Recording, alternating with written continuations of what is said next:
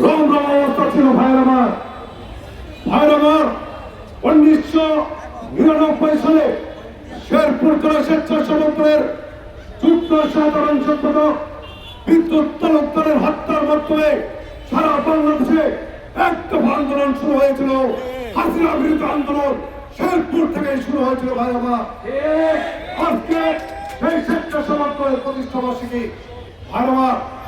আজকে শেরপুরের স্বেচ্ছাসেবক দল একটি সংগঠন, একটি মজবুত সংগঠন, মনোরঞ্জন মামুন এবং আনন্দ নেতৃত্বে বিগত আন্দোলন সংগ্রাম থেকে শুরু করে পর্যন্ত শেরপুর জেলা স্বেচ্ছাসেবক দলের একটি ঐতিহ্য আছে ভাই আমার।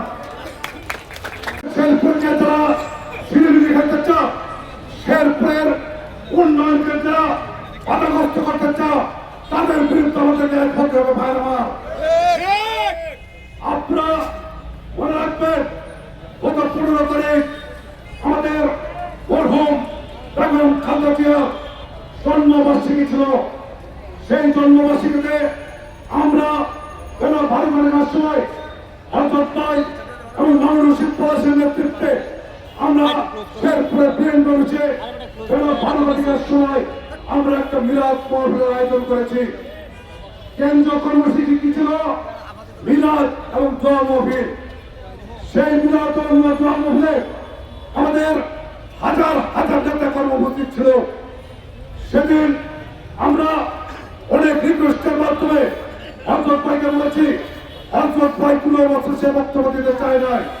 সে বলেছিল কেন্দ্রীয় কর্মসূচি ছিল দোয়া এবং মিলাদ মাহফিল, কিন্তু নেতা কর্মীদের রিকোয়েস্টের কারণে, অনুরোধের কারণে আমাদের হযরত ভাই শুধু দেশনেত্রী বেগম খালেদা জিয়ার জান্নাতবাসী এবং তার জন্য দোয়া কামনা করে তার বক্তব্য শেষ করেছিল ভাইরা। শেরপুর জেলা দলের মাধ্যমে আমরা একটি দোয়া মাহফিল করেছি। দোয়া মাহফিল শেষ করে আমরা চার অবস্থায় চলে গিয়েছিলাম ভাইরা। কিন্তু দুঃখের বিষয়, আমরা শুনতে পেলাম বেলা 4 কোটিকার সময় ওই বিএনপির কার্যালয়ে আমাদের স্টেটের ভিতরে আমাদের বাইক ব্যবহার করে ওই বিগত দিনে যারা আওয়ামী লীগের সঙ্গে ষড়যন্ত্র করেছিল, যারা ওই আতিকের সঙ্গে, ওই স্থানীয় রুমানদের সঙ্গে যারা ষড়যন্ত্রের মাধ্যমে করেছিল, যারা শেরপুরের ছেলেমেয়ে গেছে, বিগত দিনে তারা ধানের শীষের বিরুদ্ধে কাজ করেছিল, যারা কোনো সময় চায় না শেরপুরের ধানের শীষের প্রত্যেক নির্বাচনে নির্বাচিত হোক। ওই ষড়যন্ত্রকারীরা ওই বিএনপির কার্যালয়ে আমাদের বিএনপি নেতৃবৃন্দের বিরুদ্ধে কুচ্ছারোপনা করেছে ভাইরা। কে কুচ্ছারোপনা করেছে? তার বিরুদ্ধে আপনারা জানেন, তার ইতিহাসে আপনারা জানেন, যারা যারা বক্তব্য দিয়েছে তাদের বিরুদ্ধে সবাই আপনারা জানেন, তাদের অতীত ইতিহাস জানেন ভাইরা আমার, সেটা নিয়ে মুখে বলতে চাই না। আজকে যারা ওই বড় বড় নেতারা সেদিন উপস্থিত ছিল না, তাদের ইশারায় ওই বিরাট বিএনপি অফিসে কুচ্ছারোপনা করেছিল। আজকে আমি যে কথা বলতে চাই, শেরপুরের যারা বিগত দিনের ধানের শীষের বিপক্ষে নির্বাচন করছে, ওদেরকে বিএনপি করার কোন অধিকার আছে? ইনশাল্লাহ আগামী দিনে ডাক্তার সাংসদ প্রিয়াঙ্কা হযরত ভাই পলাশের নেতৃত্বে বিএনপি হবে করেছে।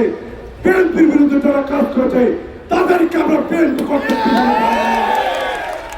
যারা শেরপুরের উন্নয়নের ছেলেমেয়ে করেছে, বিগত দিনে যারা বাইরে থেকে এসে শেরপুরকে যারা শাসন করতে চেয়েছিল, শেরপুরকে যারা বিশৃঙ্খলা করতে চেয়েছে, তাদের বিরুদ্ধে শেরপুরের প্রত্যেকটা বিএনপি নেতা কর্মী ইনশাল্লাহ আগামী দিনে আমরা ঐক্যবদ্ধ ভাবে তাদের বিরুদ্ধে আমরা প্রতিবাদ করবো।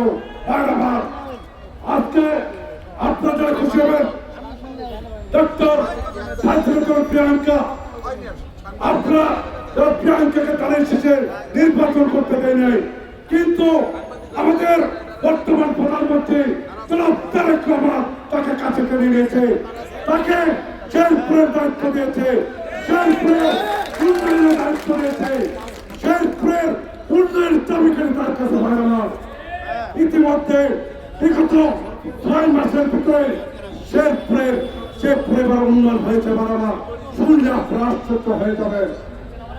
শেরপুরের 1200 কোটি টাকার এলজির মাধ্যমে শেরপুর উন্নয়নের প্রকল্প এসেছে ভাইরা। সেটা কি হবে? সেটা শুধু শেরপুর সদর উন্নয়ন হবে, শেরপুরের রেল লাইন হবে, শেরপুরের মেডিকেল কলেজ হবে, শেরপুরের বিশ্ববিদ্যালয় হবে, শেরপুরের এমন কোন রাস্তা নাই, এমন কোন ব্রিজ নাই আগামী 5 বছরের মধ্যে না হবে ভাইরা। শেরপুরের কুসুমারিতে একটা ফ্লাইওভার হবে, সেটা শেরপুরের ইতিহাসে এরকম উন্নয়ন হয় না ভাইরা। সেহেতু আপনাদেরকে ঐক্যবদ্ধ থাকতে হবে। শেরপুর ব্রহ্মপুত্র ব্রিজের টুল মাফ করে দিয়েছে ভাইরা। আপনারা কি উন্নয়ন চান না? আপনারা কি শেরপুর ঐক্যবদ্ধ চান? তাহলে আগামী দিনে ঐক্যবদ্ধ থাকতে হবে ভাইরা। আজকে ব্যাংকে যারা ফেল করেছে, তাদের শেষকে যারা ফেল করেছে, তাদের বিরুদ্ধে আমরা চাপ পাল্টা জবাব দিতে হবে।